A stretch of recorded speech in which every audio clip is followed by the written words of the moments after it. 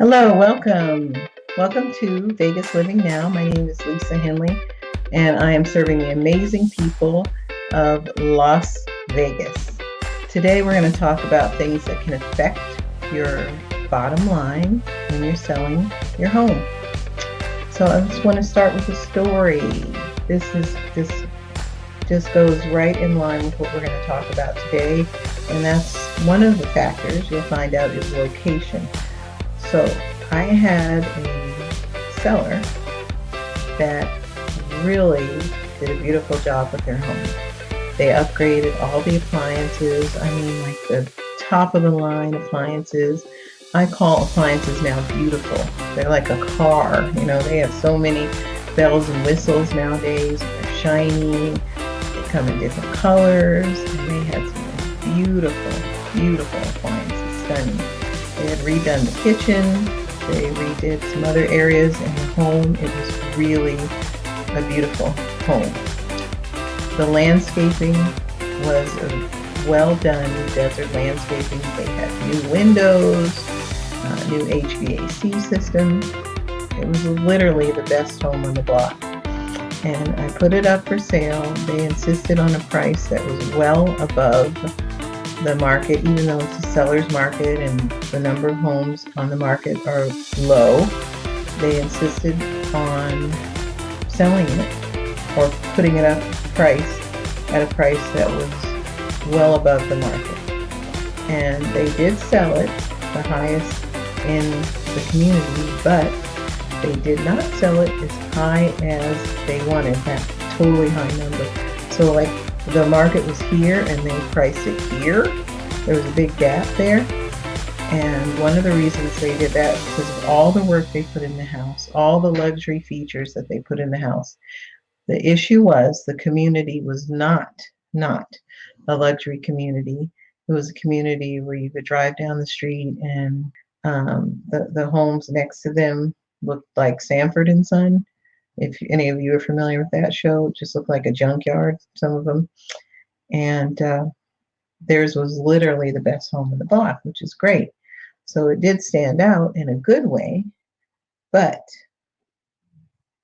there's only so much you can get out of a home when the location doesn't dictate the value. Even if you put everything amazing in the house that makes it look like, the Taj Mahal or a palace, for instance. You're not going to get palace money if the location isn't palace. One of the extreme analogies that I use with people is if you take a home in Las Vegas that today would sell for $350,000. It's a nice home in great condition. It's got the amenities, the kitchen and the bathrooms and so forth, yard and everything that people love. It's clean.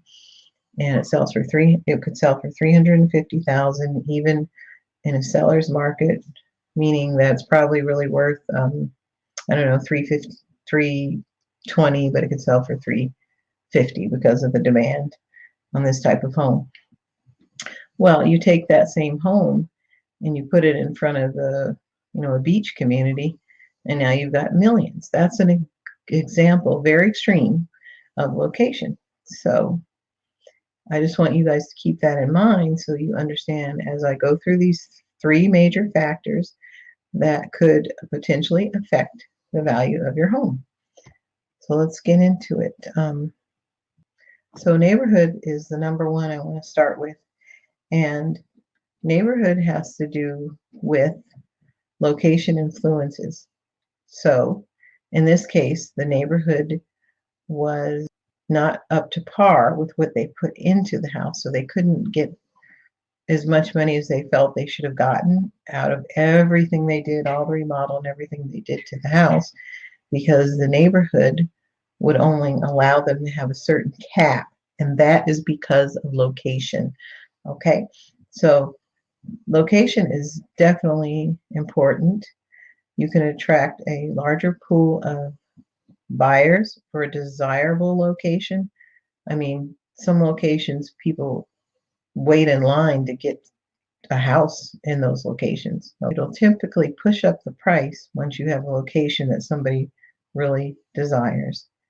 And this is exactly what you want when you're putting your home up for sale. You definitely want to have your location to be somewhere that's in demand and that would garner the highest and best price for your home. So the neighborhood or location is one of them. The next factor would be the layout and configuration. I sold a home some time ago and it was $1 million home and it had 2 bedrooms. Now that is not the most optimal configuration, or like an odd shaped room where people can't figure out how to put their furniture or something like that, or a room that's way too small, or a couple rooms that are way too small that doesn't even look like you could fit a bed in there. That has problems with configuration. A house needs to have a flow to it. I've never heard anybody say, I want a dark, confined house. So that's an example of configuration, how the house feels when you walk in, the layout. You can have a house that's 1,500 square feet, and because the layout is so good, it can feel like a 2,000 square foot home. And on the reverse side, you can have a 2,000 square foot home that feels like it's 1,200 square feet. And that has to do with the layout and the configuration. So if you have a very desirable configuration, it feels open and airy and just a good flow to it, that helps with the value of your home. Then the next factor is addition and renovations. Studies show that adding a bedroom puts your home into another price category. So I have sold 2-bedroom homes, and those tend to be more acceptable in active adult communities, which are 55 and up.